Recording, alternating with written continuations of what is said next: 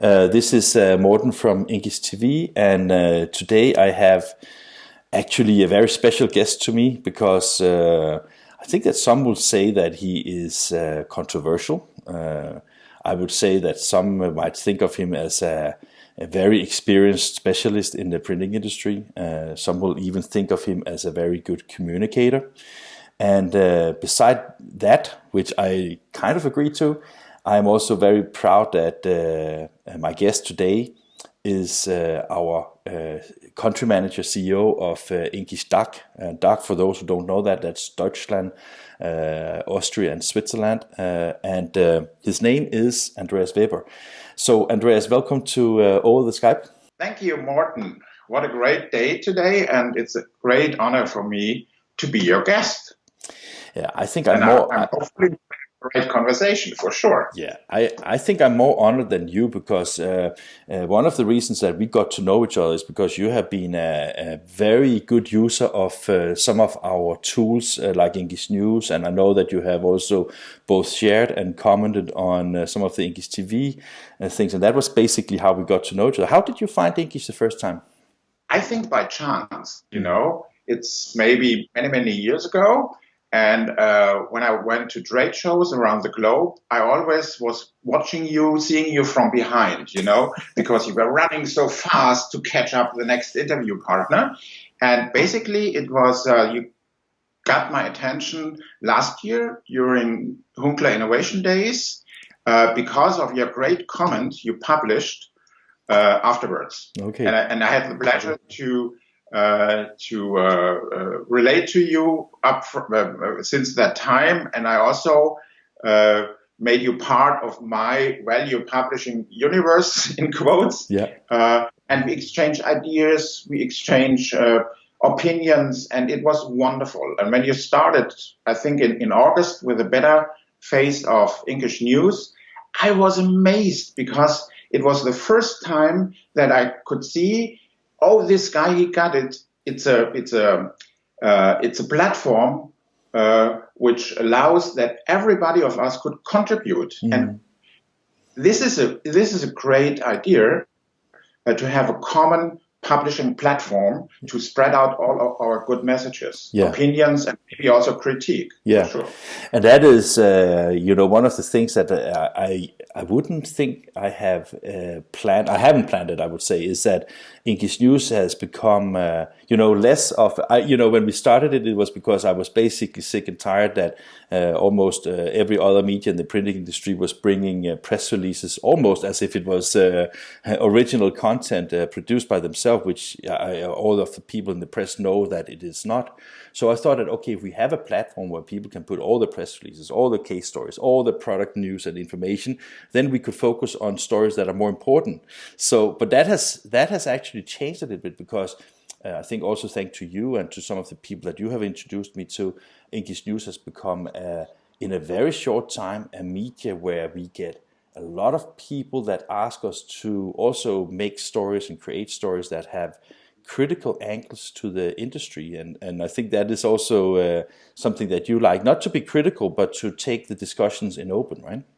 Yes, and I like this collaborative approach you enable us to have with INKISH News, because it's not the typical way that every article has to be streamlined to a certain editorial concept.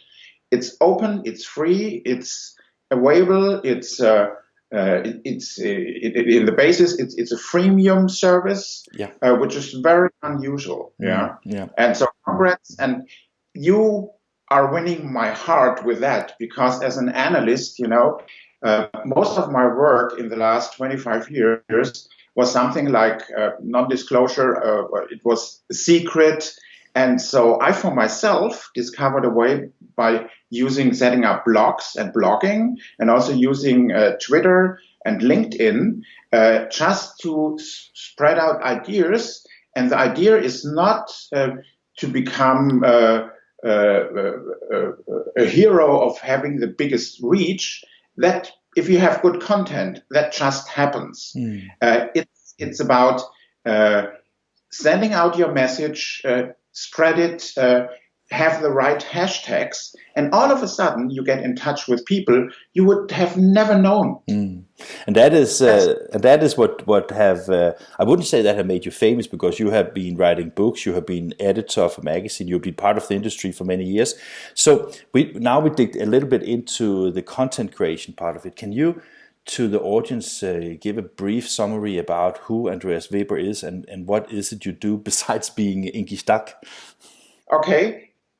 So therefore, in my latest blog post, and I choose Medium to publish about that, I have a very long tradition in the printing industry, in graphic arts, going back to the 80s, and I grew up as a young man, very innocent, maybe very stupid at that time, maybe also stupid today, I don't know. And I was all of a sudden, more or less by chance, I was in the middle of this desktop publishing revolution. And I worked for Agfa Gebert at that time, for the daughter company CompuGraphic, and my job was to set up a PostScript image setup business. And that was an amazing time because it was so disruptive. I think more disruptive than today. And I got in touch with people in California, joining Seabold conferences. And it was all about having a good debate. And I will never forget seeing Steve Jobs and others, John Warnock, Bill Gates on stage. And they were really fighting because at that time they had to find the best standardized technologies. And that was my start. And then I became a knowledge worker. And that has led to a lot of interesting insights and information, and also being the analysis that you are. Before we talk about you recently, or actually a couple of days ago, you sent an open love letter to the printing industry about Heidelberg. But before we do that, talk about that, I would like to talk about a post that you sent a couple of weeks ago, where you gave a story about how you were almost put in a position to accept bribery for putting some special words in the mouth of the audience. Can you explain a little bit what that is about? That was in my early phase when I was a journalist working for a trade magazine, and I was really shocked. I was in the age of around 27, and it was my first international press conference I had to join because my boss, the editor-in-chief, he was not able to make it. So he said, "Oh, Andreas, do it. You will get a great impression." And then everything was fine, and it was something like a VIP event, and it was wonderful. But at the end of the press conference, the person who invited us from the supplier sides, all of a sudden, he gave an envelope to all those editors-in-chief. I was the only normal journalist working as an editor. They were all the bosses from all famous trade magazines, and they got this envelope. And I got it too, and I just put it in my pocket. And when I came home, I opened it, and it was a check. So they paid us, or they tried to pay us, just to make sure that the press release text will not change and one-to-one be published in those magazines. And I was really shocked.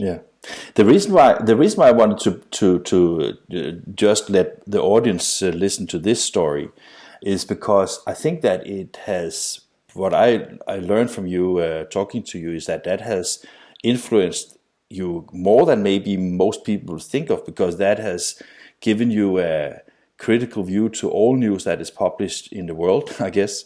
But it has also given you a lot of the journalistic principles that you're working after, with being independent. And I thought sometimes when I lean my shoulders to you, you tell me that being a journalist and having the journalistic principles for how you work, you need to have the kind of I don't know the words for it, but you have to understand that sometimes you have to also bring unpopular stories to the audience, because that is where you really shines in the sense of being independent. Does that resonate with you, or? Absolutely. And I have humanistic background. You know, I studied humanity, and during my studies, I started to work in a big printing company and a newspaper publishing company, running a commercial print department as well. And so, as a humanist, I live for free ideas, for sharing your opinion, your thoughts, and it's all about a good conversation, getting critique, rethink and reflect your own ideas, and it's an ongoing thing. And if a person is coming and maybe that at that time, it's more than 30 years ago, it was the first form of paid media, you know. Yeah. And you know, there is something on top I didn't mention at that time. And then I figured out that all big influencers at that time, they got paid as well. That's amazing, you know, because if you know they get paid, that's okay. But if you know it and you believe on what they talk, and it's not their thinking, it's not their own thought, it's a form of prostitution, I have to say. Yeah. In a bad way. In a bad way, yeah. And that also lead me to another concern that we have discussed, is that the print market today, when it comes to the media, may not be as transparent as some people believe. But that is one thing. That's up to the editors and the owners and the publishers and how they do things. But you sometimes even raise concerns that there could be illegal kind of information. Like an example, if you bring, let's say, an article that is paid for, but it is not declared as paid for, in Germany, that is essentially illegal, right?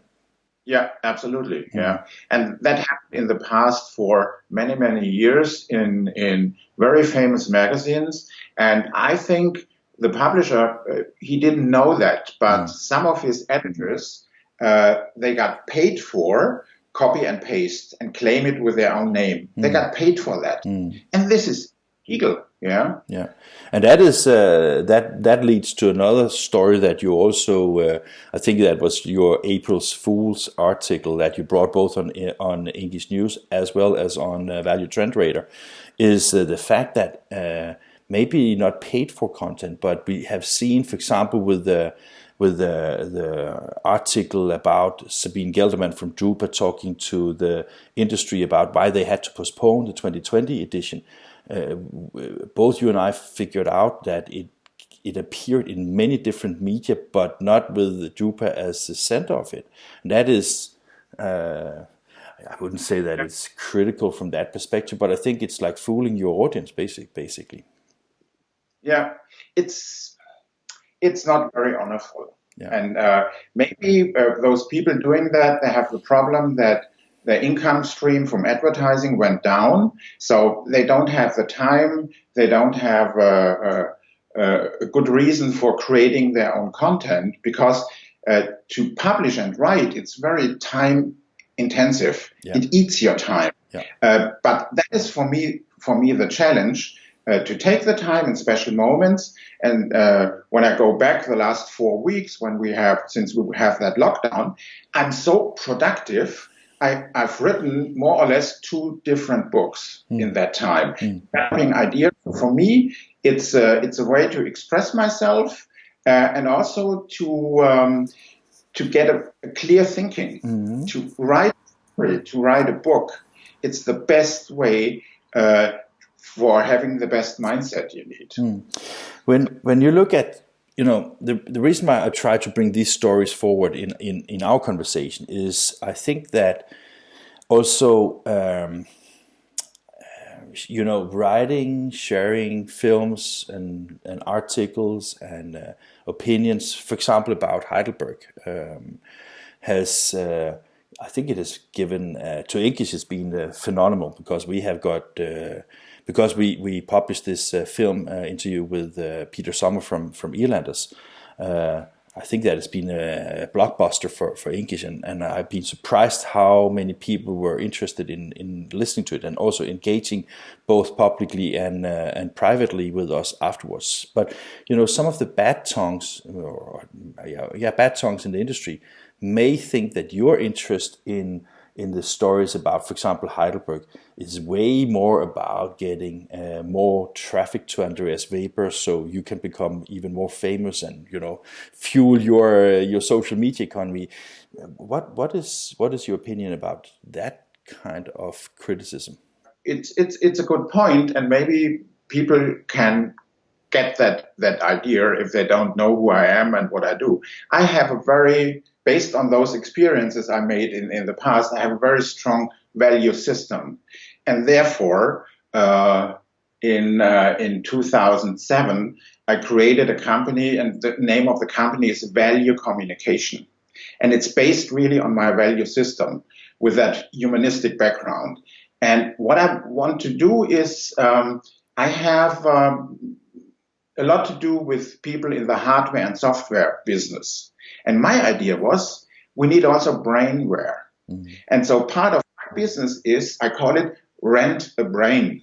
Mm-hmm. And that means people can have access to me and they can ask me questions. I think about it and I give feedback. But nobody could influence the quality of my feedback. Yeah. So that's the point. And besides that, for sure, I have done a lot of projects, and those projects are based on the same value system. Mm. It's about not I have a budget. I never joined a pitch, never in my life, but I did more than 500 innovation projects as using my brain and getting the best team configuration, the best configuration for the best team to solve an issue, and that's it. But maybe I was not clear in my question. I was more curious about when you, for example, write a post about Heidelberg strategy, or you have a very open communication with Peter Sommers about his opinions about Heidelberg strategy, and you and I have had these discussions as well. Is it just because you want to drive traffic to your website? Is that the main purpose of being, I wouldn't say provocative, because I don't think you're provocative for the sake of being provocative, but is that what fuels you? Is that the traffic that is generated towards the things that you're involved with, or how do you see that? Yeah, the funny point is actually those discussions around Heidelberg, for sure they create awareness, and for some people it sounds like, wow, it's a big bang. When I go back to my history, when I joined Canon Expo in Paris, XMPI conferences in North America, we got a much bigger audience in highlighting what is good, what is bad, where we could improve, what are the real trends, and this always in having interview partners and conversations like we have. And so Heidelberg is important, but when I want to have more traffic, I need to cover other topics. It's working much better. Yeah. I'm happy that so many people listen to what is going on, because I think we are in a very strange situation, actually, and maybe we can come back to that. Yeah. But it's compared to the traffic normally I can generate. Look, I had 6.5 million impressions via Twitter only, reporting about the last Drupa in the year 2016. Yeah. That is. Yeah. Okay. I just have to say okay. So that's great. And but one of the things I recall as well is that in one of your articles you write that, for example, when you joined the CBOL conferences, that it was almost a law that you have to raise criticism as long as it's a constructive criticism. Criticism is basically what fueled development and fueled ideas and things like that. So that was part of the DNA of the CBOL conferences, right? Yes, absolutely. And it was important. And this was the basic idea of Jonathan, who was the inventor for that, bring people together and setting up an ongoing conversation. And Jonathan was something like a wonderful moderator, just in that moment when interesting guys like Steve and Bill and John and many, many others started to re-engineer computing and publishing. And this is a ongoing process. Today we would call it digital transformation.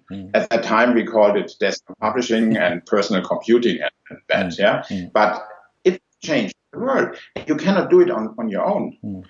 And what I've found as well is there is no guarantee if you are a prominent keynote speaker with a huge, giant audience. That is not the guarantee for getting it right and doing the right things. Yeah. Okay. Another thing is, as I mentioned just briefly, just a moment ago, yesterday or the day before yesterday, you published this open love letter to about your history with Heidelberg that goes way back. I think that people should read it because it's a quite interesting story, and I can tell my audience that even a Google Translate gives or makes sense doing it because my German is not strong enough. So I used a little help to just get the most of it, and that is interesting because you have I don't know if you take notes or you just have a good memory, but you mentioned a lot of exciting and interesting people that have been part of that journey to get to Heidelberg where they are now. And I'm more interested in the current situation than in the past. I know that everything in the past has led to where we are today, but I would like you to explain a little bit, in your opinion, what happened since maybe not Drupal 16 but Drupal 12, because at that time I think the headline for Drupal Heidelberg that time was Verpackung or packaging. What has happened in that area in relation to formats and machines, and how digital transformation and mass customization is influencing this market? That's a good point, and maybe one comment on why I did that story. First of all, I did it for myself, just to rethink what was happening since those good old times in 1988, and my story started with that. And then I was writing and writing and writing and writing, and it was a long way to come to exactly that point. And first of all, I want to say thanks to Heidelberg and to all those beautiful people working for Heidelberg. I met hundreds and thousands of those people, and also hundreds and thousands of Heidelberg customers. And some of my best friends are passionate Heidelberg customers, like Peter Sommer, like Günther Thomas with GT Trendhouse 42, the most advanced special effect printer. And those people, they had a good partnership and relationship to Heidelberg for decades, and it was more or less a friendship. Yeah. And with this year 2012 and those 4 years before, since the Lehman crisis, that changed dramatically. And for sure, everybody lost money and everybody was confused. And with Drupal 2.12 coming up, let's say 2.8 was more strange because at that time, Heidelberg stepping out with Nextpress out of that digital printing business, they had only showcase offset. And Drupal 2.12, all the big digital printing suppliers, even Canon and Ricoh, not only HP and Xerox, they entered Drupal. And Heidelberg re-entered that world of digital printing when they had their cooperationship in 2011 with Ricoh. And that was cool. So to see, they have a comeback, because the topic since 2004 was always digital printing, digital printing, digital printing. For sure, at that time, we had a lot of banana products, yeah? And in 2012, it became much more real. And I was very happy to see that Heidelberg was back again, back in the game, yeah? I was really happy for that. On the other hand, the topic was, it was also clear, value sells, not technology. And that was a major change in the year 2012 to see that let's call it print in the communication mix, became much more important. And also there was a big pressure on the print shop owners because with their traditional business of getting ink on paper, they were not able to make a profitable business anymore. They were able to cover costs. So they need new ideas about new applications. You mentioned individualized printing, but also supply chain management, cross-media. Low volume as well. Yeah. At the year 2012. Yeah. So that was, I think that as far as I remember it, it was like the time where maybe a lot of the offset vendors, they realized that the future of offset in mass market at least was moving maybe not away from commercial print in general, but the growth came from packaging, because that is still the mantra that you can't really swap packaging and those kind of things with digital devices. So that of course also led to the other thing that led to the 2016, because that was when Heidelberg introduced the PrimeFire platform. So what do you think happened in the meanwhile from 12 to 16? Because with the big strategy about being focused on packaging, I think that PrimeFire is a natural development of having, like, you have the big Excel machines for the large volume packaging, but you also have mass customization, and you have low print runs, and you have a lot of new different applications. What do you think led to the decision of making the PrimeFire? That's a good question. For sure, it was this experience of 2012, and we have to talk about Benny Landa in 2012, because he delivered the best show for all times. As usual. Without having product, Yeah. He imitated a little bit Steve Jobs when he presented iPhone in January 2007. He didn't had the iPhone ready. He just presented that idea. And that was stimulating Heidelberg. And for sure, they need several years to set up a conversation with Landa, with Benny Landa and his nanographic printing technology. And all of a sudden, they decided, from Heidelberg point of view, it couldn't work because of physical reasons. And then they made the deal with Fuji. Set up using Fuji printhead technology to mix that with a Heidelberg experience, because their biggest asset is they know how to transport paper in a very fast way, in a solid way, and to put some ink on it. And that was the tricky thing.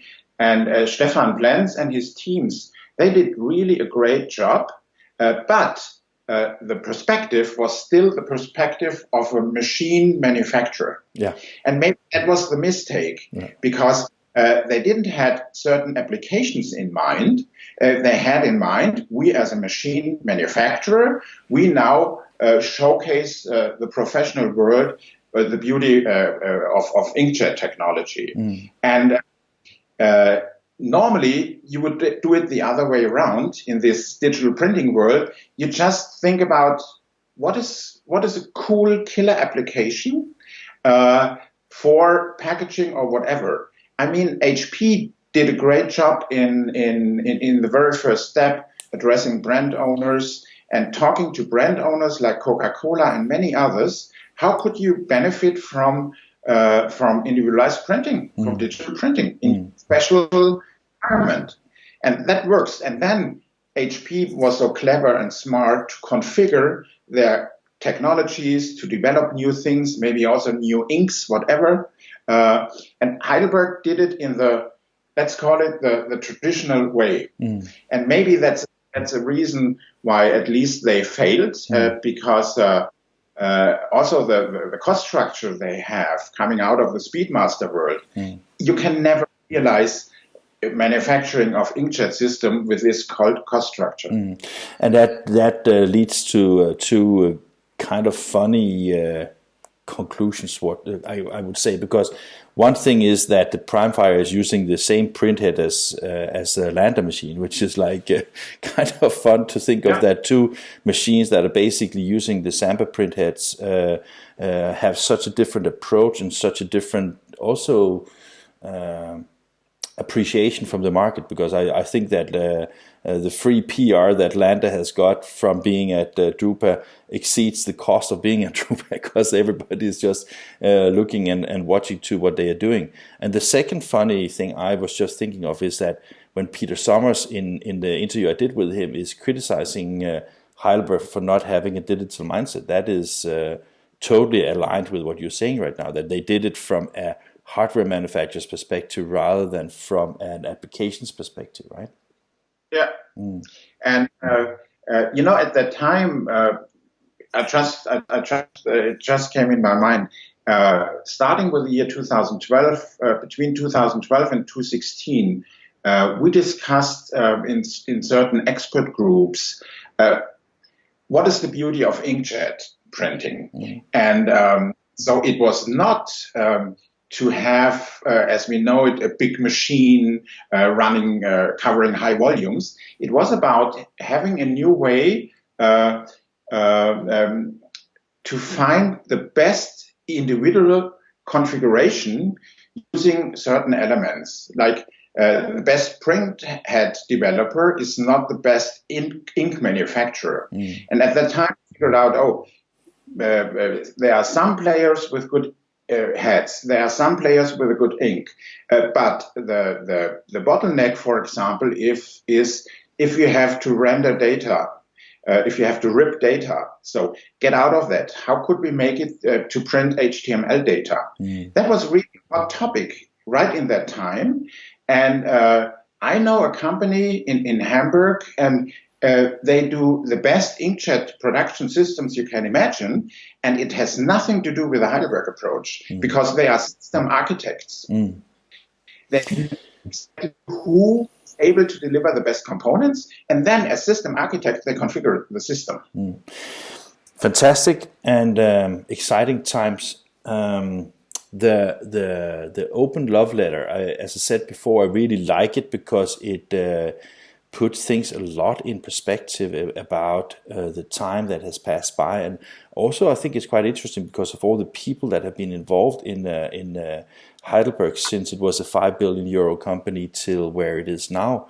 I think that shareholders and I would say that I would even say that from a press perspective, I think that Heidelberg needs to strengthen themselves a little bit, because I don't think they are really communicating on the new terms. I don't think they are communicating the value to shareholders so they understand the Heidelberg history and maybe also the value proposition they have. Because with the termination of the Primefire for inkjet, and yes, they do still continue working with Rico on the label things, cool and perfect, and the versifiers. And the cancellation of the VLF format in a market where everybody is moving towards larger format when it comes to packaging. It seems that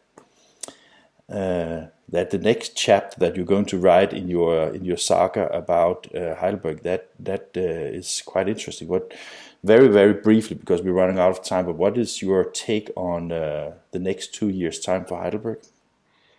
That's a good point. And what I did this morning to prepare for our talk is I was rethinking my script, my open letter, and I found some interesting points, and they're very short.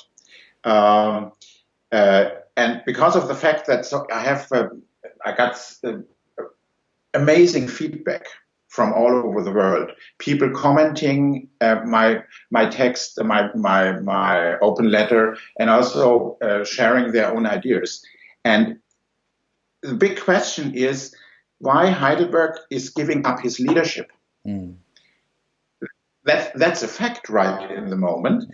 And I got some key indicators and 3 points. The first thing is something like the butterfly effect inversely proportional. That means the wing beat does not do massive damages anywhere in the world, but is directed against yourself and cause a company to implode. Mm. I think the implosion of Heidelberg, that is what we can experience today. The next thing is the mantra the Heidelberg CEO Hunsterfer proclaimed was Heidelberg goes digital. And this wants to create a momentum and makes the company as the lighthouse of the printing industry, which is good. And also Linsbach in 2015-16, he said something like that, Amazon of printing, NNN. But as a lighthouse of the industry, Hunsterfer reclaimed, we are systemically relevant. And that's not true. Heidelberg is relevant for the printing industry, and the printing industry is system relevant. Yeah. That's a big difference. Yeah. So this whole scenario, I can see that the wording is not, and the thoughts are not proper. So, and this creates the danger that the lighthouse will become a dangerous wisp or ghost light for the industry. Yeah. That is my concern. And the goal of sustainable securing the future and the prosperity of the print industry was abundant. And sentence, it needs a cultural change that works both internally and externally in order to actually achieve the best for everyone in a customer and market-oriented manner. That means we cannot talk about shareholders, we have to talk about stakeholders. And if you are a lighthouse and if you take your responsibility for serious, you have really to address and to integrate all your stakeholders. And this is so. The current Heidelberg management, they moved Heidelberg out of the center, out of the heart of the industry. That's what they do when they say we have, for any reason, to focus on offset B1 format technologies. That is my summary. I find that as a good analysis. One of the things I got, I don't think I can quote his name for it, so I won't. But one person that both of us knows from Central America yesterday wrote to me that maybe one of the reasons why also the Peter Sommer interview has resonated so well with so many people that have been interested in that perspective is, of course, Peter Sommer's kind of controversial statements, because he is very open and very blunt about his opinions about things. But our common friend in Central America, he said also that one of the reasons why a lot of people may be interested in this story is because it seems sometimes that Heidelberg, with the subscription model and all the other things, are forgetting where they come from. They come from maybe thousands, maybe even hundreds of thousands of smaller family-owned printing companies that have supported the development of Heidelberg into this large company over the past many decades. And I think there's a truth to that, actually, to be honest. Yeah, and that happened exactly in the year 2013 when Linsbach decided to cancel the GTO. Yeah. So, Andreas? Because that's exactly the perfect product for small business owners around the globe. And 10,000 and 100,000 of them. Yeah. I think that you and I, we can talk forever, but everything good comes to an end, and this is the time. I appreciate our friendship, our business, and I always find it a little strange when two analysts or editors or journalists comment on each other's good things. And I hope that our audience will bear with us on this one, but at least we're trying to bring a story to market, and I think that your insight and experience in the industry is very valuable. So I just want to say thank you very much for joining me in this session, and I'm sure we will talk soon again about new exciting things. So thank you very much, Andreas. Thank you too, Morten. And you see, my hashtag is Zuversicht, confidence, and it's printed on my T-shirt. So Great. have a good time. Stay safe and and healthy. Yeah, and you too. Thank you very much. Bye.